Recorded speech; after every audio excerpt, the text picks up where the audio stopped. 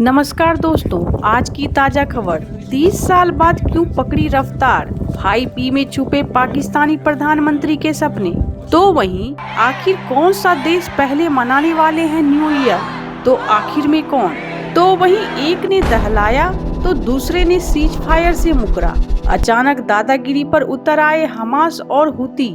Geopolitics में बहुत कुछ चल रहा है, जानने को मिलेगा बहुत कुछ। आइए जानते हैं इन खबरों को विस्तार से। नए साल से ठीक पहले इजराइल को दोहरे झटके लगे हैं। यमन से हुती विद्रोहियों ने इजराइल पर हमला करना शुरू कर दिया है। नए साल से पहले ही इजराइल अब 2 नहीं 3 मोर्चों के खिलाफ सीधी लड़ाई में उतर आया है। हमास और हिजबुल्लाह के साथ इजरायली की जंग जारी है।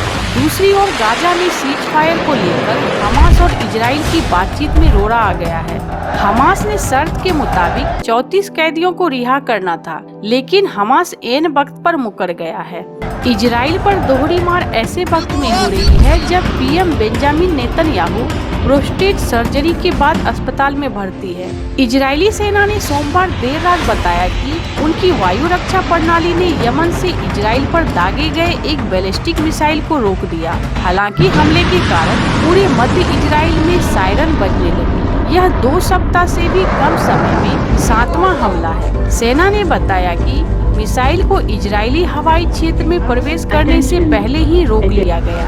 मलबा गिरने के डर से रात 11 बजे के बाद देश के मध्य हिस्से में सायरन बजने लगी। मिसाइल के मलबे के कारण कोई बड़ी क्षति नहीं हुई, लेकिन इसका एक बड़ा टुकड़ा यरूशलेम के निकट बेत शेमेश शहर में रमन बेत शेमेश आलेफ इलाके में गिरा है। एक रिपोर्ट ने नेतन्याहू को हवाले से कहा, हम अभी उनके साथ शुरुआत कर रहे हैं।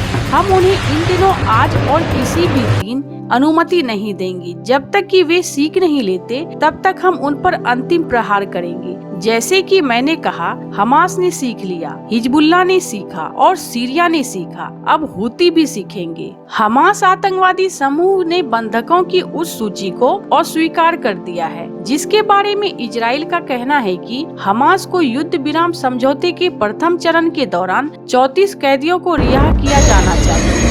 लेकिन हमास ने 34 बंधकों में से 22 को रिहा करने को तैयार है, लेकिन अन्य 12 की रिहाई से इनकार कर रहा है। एक रिपोर्ट के अनुसार गाजा आतंकवादी समूह ने समझौते के पहले चरण के दौरान 22 जीवित बंधकों और 12 शवों को छोड़ने की पेशकश की है। इजराइल ने हमास के इस प्रस्ताव को मानने से इनकार कर दिया है।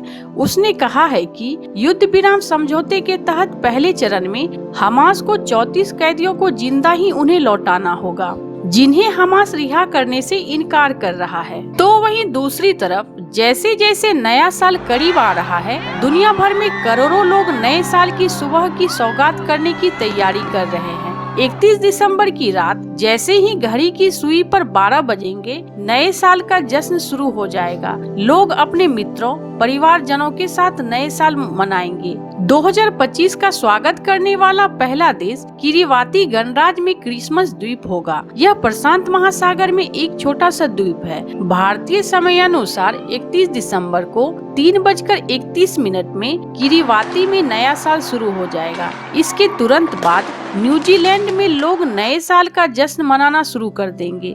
उसके बाद न्यूजीलैंड के अन्य प्रमुख शहर ऑकलैंड और वेलिंगटन में लोग नए साल मनाएंगे। न्यूजीलैंड के ऑकलैंड और वेलिंगटन जैसे शहरों के बाद ऑस्ट्रेलिया के सिडनी, मेलबर्न और कैनबरा में नया साल दस्तक देगा। इसके बाद जश्न छोटे अन्य ऑस्ट्रेलियाई शहरों जैसे एडिलेड, ब्रोकन हिल और सेडुना में मनाया जाएगा, जबकि क्वींसलैंड और उत्तरी ऑस्ट्रेलिया में 2025 का जश्न बाद में मनाया जाएगा। जापान, दक्षिण कोरिया और उत्तर कोरिया में जब लोग नए साल का त्योहार मना रहे हों, तब भारत में 31 दिसंबर की रात 8:30 बज रहा होगा। इसके बाद चीन, फिलीपींस और सिंगापुर में लोग नए साल का जश्न मनाएंगे। इंडोनेशिया, थाईलैंड और म्यांमार भी नए साल का जश्न भारत से पहले मनाएंगे। उसके बाद बांग्लादेश और नेपाल का नंबर आएगा। भारत और श्रीलंका में रात की 12 तब बजेगी जब EST टाइमिंग 1:30 1 जनवरी 2025 होगा। इसके बाद नए साल का जश्न मनाने वाले में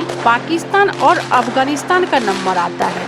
पृथ्वी पर नए साल का स्वागत करने वाले अंतिम पंक्ति की सूची में हवाई के दक्षिण पश्चिम में स्थित बेकर और हाउसलैंड के निर्जन द्वीप होंगे। इन द्वीप पर 1 जनवरी का शाम 5:30 बजे IST भारतीय समय अनुसार पर नया साल दस्तक देगा। जहां एक तरफ ये सब कुछ चल रहा है तो वहीं दूसरी तरफ पड़ोसी देश पाकिस्तान में 30 साल बाद फिर से पंचवर्षीय योजना की शुरुआत हुई है। प्रधानमंत्री शहबाज शरीफ ने 2024 के आखिरी दिन यानी आज 31 दिसंबर 2024 को राष्ट्रीय आर्थिक परिवर्तन योजना 2024 से 2029 की औपचारिक शुरुआत की। इसे उड़ान पाकिस्तान घरेलू राष्ट्रीय आर्थिक योजना नाम दिया गया है। आर्थिक मोर्चे पर पिछले कुछ सालों से भारी चुनौतियों का सामना कर रहे पाकिस्तान ने इस पंचवर्षीय योजना का लक्ष्य 5E पर लक्षित कर रखा है, जिसमें ई गवर्नेंस को लेकर पर्यावरण समानता, निर्यात और ऊर्जा को भी शामिल किया गया है। एक रिपोर्ट के मुताबिक इसके तहत शहबाज शरीफ सरकार अगले 5 सालों में पाकिस्तान के निर्यात, ई पाकिस्तान,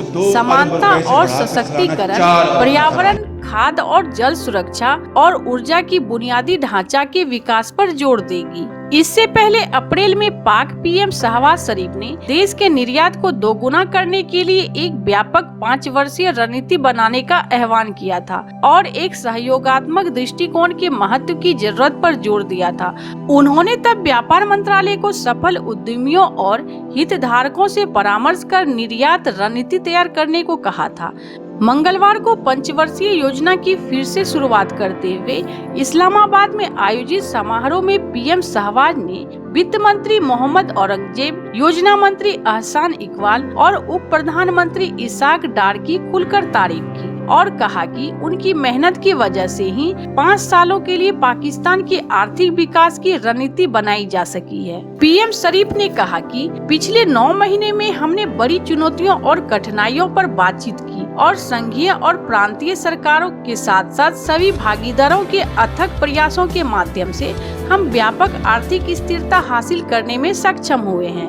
PM शरीफ ने ये भी कहा कि लेकिन यह एक लंबी यात्रा की शुरुआत है, जिसमें लक्षित आर्थिक विकास हासिल करने और राष्ट्रों के बीच अपनी खोई जगह पाने के लिए हमें बलिदान, खून और पसीना बहाना पड़ेगा।